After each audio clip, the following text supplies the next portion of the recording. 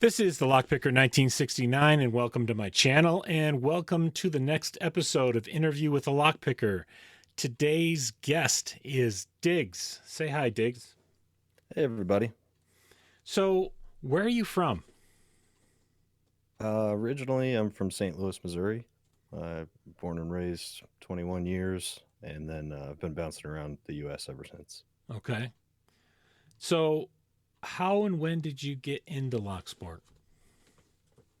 Let's see. I got into lock sport about 5 years ago, a little over 5 years ago, and it happened by way of some military training, uh, looking at restraint systems. And this guy did a demonstration of breaking out of handcuffs, and Cool. it was uh, it was so cool that I was like, well, I'm gonna learn how to do that.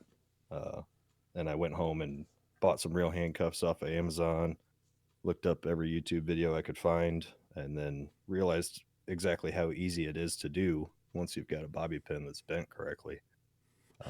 And I was off to the races from there. I So the jumped into so the all hand kinds of other stuff. Yeah. the handcuffs show up. What did your girlfriend or wife think? Oh, I think I probably pre-warned her about that. Yeah. Okay. You mentioned about YouTube having some influences there. Can you go into that a little bit? Yeah. So when I got into it, this was what late 16, early 2017 ish. So at that point in time, Bosnian Bill was the king on YouTube, anyhow. And once I found him, I started seeing challenge locks that he was picking, and that would bounce me out to other people that were making locks. Farmer Freak is one that I remember off the top, but um, yeah, I watched a lot of Tumblr videos. In fact, I think I watched every Tumblr video that he ever made. Lockpicking Lawyer was coming onto the scene back then. He was already on the scene, but hadn't quite eclipsed Bill yet. So Okay. I watched a lot of his videos. I really liked Wizwazzle's videos. He's I think the oldest guy that I can remember as far as age of videos. Like by the time I joined Locksport, his videos were already like 8 years old. So just making picks and using rakes, and um, he had a pretty good charisma about him. Okay. So, what has your experience been like in the community? Oh man, it's it hits the entire gamut of what you can experience in life. I've had a lot of fun, and there's been some sad things too, anger. Um, but overall, my experience has been that uh, people coming together that actually appreciate locks, it just hits this really great subset of people Yeah. that are intelligent, um, really inventive, creative, curious sorts of people that love to share information. And yeah, I came for the locks and I stayed for the people. That's the easiest way to say it. Yeah. Agreed. Okay. So, you follow the belt system. You're a black belt. What Dan? I actually don't know anymore. Okay. I sort of helped put I put together everybody's sort of input and ideas, and tried to reformulate the dance system into 2.0. And the idea there was just that I saw a lot of people diverging from picking itself into other lock related stuff like impressioning and crafting, and the quests have always been part of the system, but I wanted to see them rewarded more heavily for just real masterwork type stuff. So Okay. we added some tiers to those quests, and all of the black belts sort of vote on the amount of effort you put in. Yep. If you create something that's just glorious, then I think there's 5 tiers, so you get 5 tier amount of points for that. And but yeah, that being said, I haven't re-entered in all of my stuff, and I made black belt in 2017. So um, I would say probably half of the locks I picked back then are no longer black, and Yeah. probably a handful of locks that I picked back then weren't black at the time and are now. So I would guess I'd fall out somewhere around Dan 3 or 4 if I submitted all my projects. Okay. So you have a YouTube channel. You mentioned Yeah, it's something real about empty. it. You mentioned a video project though. What's that about? Yeah, yeah. So I'm headed in the direction where I'm going to make less less bulk numbers of locks, but more locks. Period. So I spent the last 2 years building two models of lock, and I made like 147 of them, I think, Okay. all told. And it took me so long that I kind of have strayed away from what my original goal was, which is create new mechanisms, design new locks that are cool, that are interesting, that are different, and try and find something that's worth building a company on, because that's where I'm headed eventually. Is I retire from the military, I want to walk right into a lock company that is mine. Okay.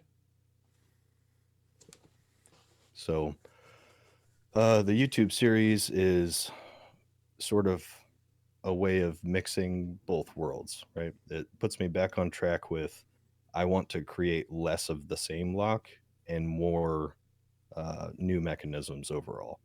And the way that I want to do this next one is sort of by committee. I want to bring in everybody from Locksport that's interested at all to come in and sort of watch me through the process. We'll go from the very beginning at the conceptual level all the way through uh, design work, CAD work, CAM work, and then actually machining it, prototyping it, testing it, and then revisions, because there's going to be revisions. There's always revisions. So the hope is that by involving everybody, we can all sort of take ownership of this one new lock. And if it goes real well and it winds up being something that's manufacturable enough, then I'm going to look at um, finding a machine shop that's capable and trustworthy to produce a number of them and then sell them at cost. Because I don't, this is sort of like a passion project. I don't want it to turn into, oh, he's just trying to make money off of uh, Mm-hmm. the community, right? Sure. So yeah, that's the hope. It's gonna kind of start off with, um, well, a number of videos that are just sort of infrastructure that explain how the process will work, and how you can help if you want to help. But we're going to start with the lock body itself, because that kind of tells me, all right, how much space do we have to work with? Uh-huh.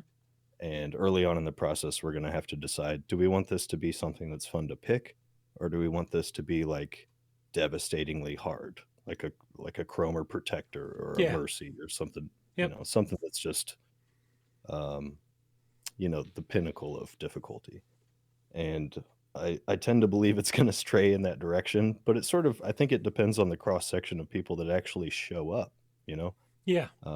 And right now it's an empty YouTube channel, so my suspicion is that people that already know me are going to be the ones that participate. But I want everybody that cares about locks at all to show up.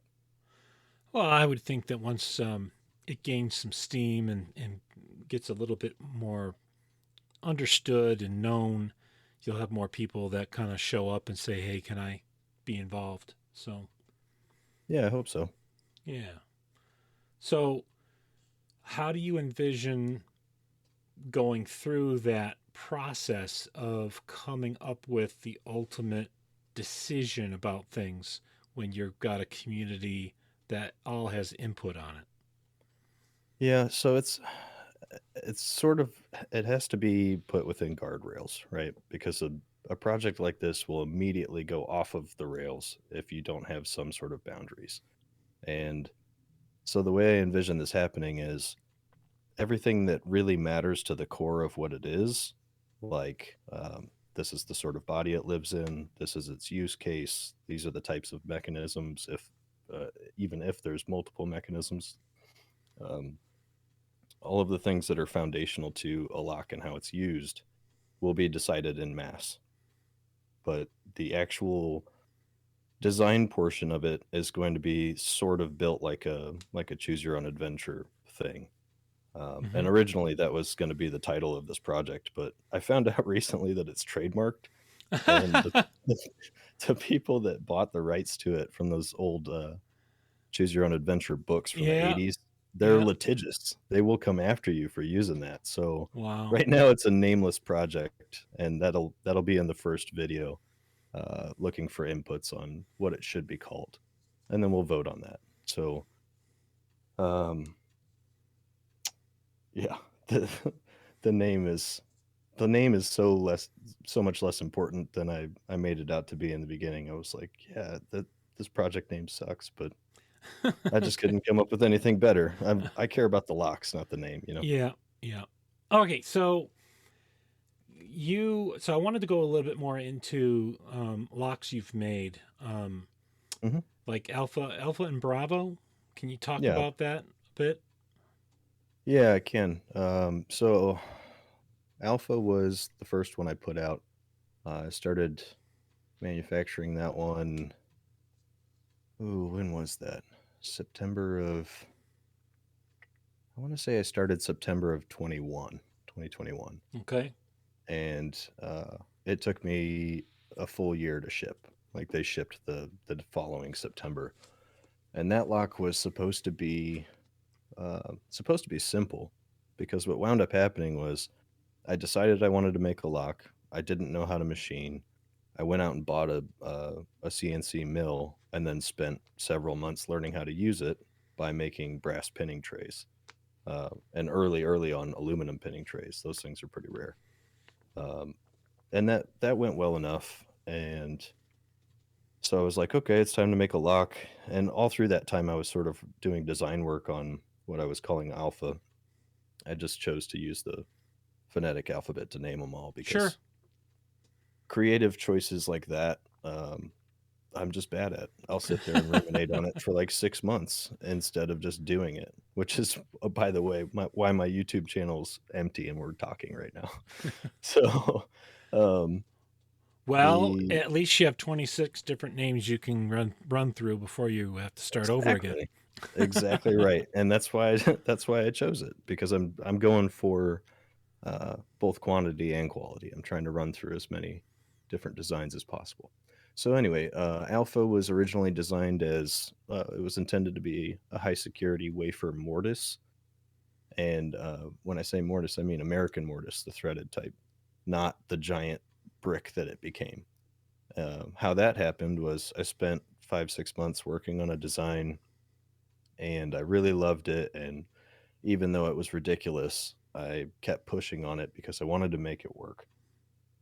And about November of, I think November of 2020, I'm getting my timeline mixed up now, but it's sort of irrelevant. I got to the end of the process, right where I was about to start producing these things to show them off, and I realized that it had a massive security flaw, and I wasn't about to let that be my first lock. Yeah. So back to the drawing board, completely threw that design away and said, what is simple? I need to start with simple. I need to learn how to do this. So my thought went backward in time to, like, yeah, lever locks rule the world.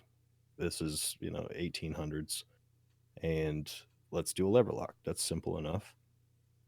Okay. Um, and it would have been if I had just been able to accept the idea that you could pick this with wires, but I was unable to accept that. So what wound up happening is, I put together a basic design that was like a lever lock, but I wanted to use shelves instead of counting on spacers, and I wanted to use compression springs instead of the typical lever spring, which is, a flat band that's sort of brazed into place. Um, and so the result of me setting that up and then looking at the design and thinking, well, how would I attack this? And then removing that. And then how would I attack this? And then adding something to block that. Yep. Um, that all resulted in Alpha. And So she's been out in people's hands for a little over 8 months now, and no one's picked one yet. I made 79 of those things and sent them out, and it was actually pretty disappointing to find that nobody wants to pick it at this point because I spent so much time doing slow facing operations, machining these things so that they have beautiful lines on every part that people don't want to pick it because they don't want to scratch it up, Yeah, they they don't want don't to want to break it. ruin it. Yeah. Right. So the one guy I really thought uh, was going to do it was goes by Gravity Karma, and the result of his attempt showed me that I just chose a material that was too soft. Right, 360 brass machines like a dream, but it doesn't really Hold up hold well. up. Yeah. Yeah, because what I didn't understand at that point in time was the difference in extrusion types and the difference in tempers and the effect of machining on brass. Okay. I decided on 360 brass because through a very little bit of research, I discovered that lock pins are generally made out of 360. And I thought, okay, well, if pins are made out of it, then the whole lock is made out of it, and I'll be fine. Turns out that's probably true if you buy the exact extrusion you need for that size and you pay attention to a bunch of different heat variables that I did not. So Okay. it's a beautiful lock. It's a monster. It's basically impossible to pick without destroying unless you use something softer than brass. So you have to make tooling out of like Delrin or some sort of ABS or something, is my guess. But no one's done it, so I don't really know. Okay. Uh, so yeah, that was fun. It was really hard. It's a couple thousand parts that I made, um, mostly one by one, except for the wafers. I made those 4x4, but um, yeah. So I learned a bunch of lessons from that, and uh, unfortunately forgot a few of them immediately, which is that pre-orders are a bad idea. And so I did another Yeah. pre-order called Bravo so that I could pay to ship Alpha. I made so many mistakes and I burned through so much brass, which is not cheap, by the way, No. that I had to put another pre-order out there in order to afford to ship Bravo worldwide. So I sold a bunch of Bravos, and I'm staring at them right now. They're all sitting on a table right next to me. Um, they just need polish and assembly and packaging and labeling. So I'm gonna I need to send out an email before I do any of that to make sure nobody's moved in the last 8 months or whatever it's been, 9 months I Yeah. think. And then those are going out into the world, and that one's Bravo is more about um, doing a test on chamber width, so or chamber diameter rather. Most locks have standard universal pins, which are 0.115 inches, and I wanted to see if tightening the chambers was a good idea instead of a bad idea, because almost every lock you pick up that has standard universal diameter pins, their chambers are 0.120 instead of smaller. So I split the difference and made them 0.1175. And the hope is that just with standard pins, I mean, it did put some security pins in there, but just with standard pins and a little bit tighter diameter on the chambers, that it would be kind of difficult to pick. But other than that, I mean, the keyway is wide open. I put no warding in it. I did put some lab security pins into them and tried to make them as beautiful as possible. But Hmm. this was more about I need to make money and I need to at least make a beautiful lock, if not a difficult lock. Yeah. So that's what Bravo is. Okay. So you mentioned something about doing resin work. Yeah, I bought a 3D printer, resin printer for specifically for the purpose of prototyping locks. And what I found pretty quickly is that if you want to print resin and have it accurate enough to have interfacing parts, you either one of two things has to happen. You either have to have a really good design for printing, and then um, get lucky essentially, Yeah. or you have to be willing to hand finish and remeasure and hand finish and remeasure parts so that they could fit together. So once I figured out that resin's very accurate and it can even be accurate dimensionally, but it requires an insane amount of tuning and or correction post print, I kind of stepped away from its use for that and more just used it for printing minis for tabletop games. I used like I made a bunch of D&D Okay. monsters and stuff. I was a dungeon master a couple years ago, so I was doing my favorite thing that I ever 3D printed was a goose hydra. It's a free model that's out there, I think on Thingiverse. It's it's just a I giant goose with 5 heads. with four kids, two adults, two teenagers. I definitely spent my share of time DMing for D&D for all my kids and over the years. So, yeah, I get it. And tons of minis to go with it. Was just as much the fun part was representing your characters and all that, and then the creatures and monsters and all that stuff on an actual Mhm. tabletop. I actually would build, um, you know, the structures and walls and all kinds of other stuff to go with it. So Yeah. yeah, Yeah, if you like painting, then you can just give yourself an endless supply of things to paint too. this was more card stock, and then gluing and putting things together to make Gotcha. actual buildings and so forth out of. So, all right, last question before we wrap up. What do you do for a living? I'm a chief in the U.S. Navy, Oh, awesome. Thank so you I for your work for. service. I'm proud to serve. I work at an aircraft squadron. Okay. Been an aviation electrician's mate for going on 15 years now. That's awesome. Thank you for doing what you do.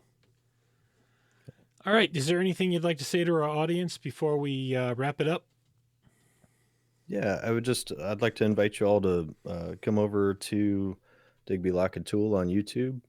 It's a channel with one video that doesn't apply to what I'm getting ready to do, but I want you to come over and subscribe if you're interested in the idea of creating a lock as a group. If you're not, then don't. But I'd love to see you all over there. I've got 4 videos in the pipe that are all directly related to this that will set all the infrastructure up so people can understand how it's going to go. And I'm looking forward to it because I think it's going to be a lot of fun to bring people into the garage and let them see this is how I make locks. Awesome. All right. I want to thank you. We had a pretty long pre-interview. That was a really good conversation. I enjoyed that a lot. Yeah, me Um, too. all right. So with that, I want to thank everybody for listening. Hope you enjoyed the interview. If you are a subscriber, thank you. If you are not yet a subscriber, please hit that subscribe button, turn on notifications and all, and hit like on the video. And thanks for listening.